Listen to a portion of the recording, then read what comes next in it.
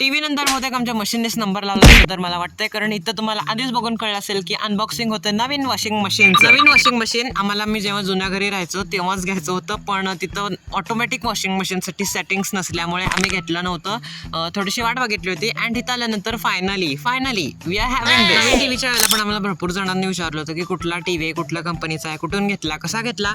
तर ते सगळं मी एका स्पेसिफिक शॉर्टमध्ये सांगितलंय. तुम्हाला जर बघायचं असेल तर जाऊन तुम्ही बघू शकता.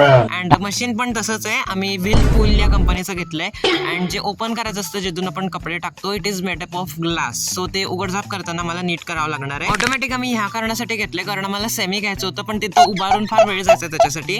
सो आम्ही ऑटोमॅटिक घेतले. त्यामध्ये नुसतं कपडे टाकायचे, एक बटन दाबायचं, मग ते आपोआप वॉश करतं, परत ते ड्राय पण करतं अँड देन मग जेव्हा आवाज वाजतो तेव्हा जाऊन काढायचं, सिम्पल. आणि यामध्ये जे आम्हाला ट्रायल द्यायला आले होते त्यांनी आम्हाला सांगितलेलं की यामध्ये जे तुम्ही पावडर टाकत होता जुन्या मशीनमध्ये ते टाकायचे नाही, जेल यूज करा, कारण जे कपडे आहेत त्याच्यावरती स्पॉट्स राहणार नाहीत पावडरचे, म्हणून जेल यूज करायला आम्हाला सांगितलं. त्यामध्ये आम्हाला ऑलरेडी 2 लिक्विड पॅक मिळाले होते आणि हेच आम्ही ट्रायलला यूज केले होते, कारण काही जणांना असं कन्फ्यूज होतं की पावडर वापरायची का लिक्विड, सो डेमोसाठी दिलं.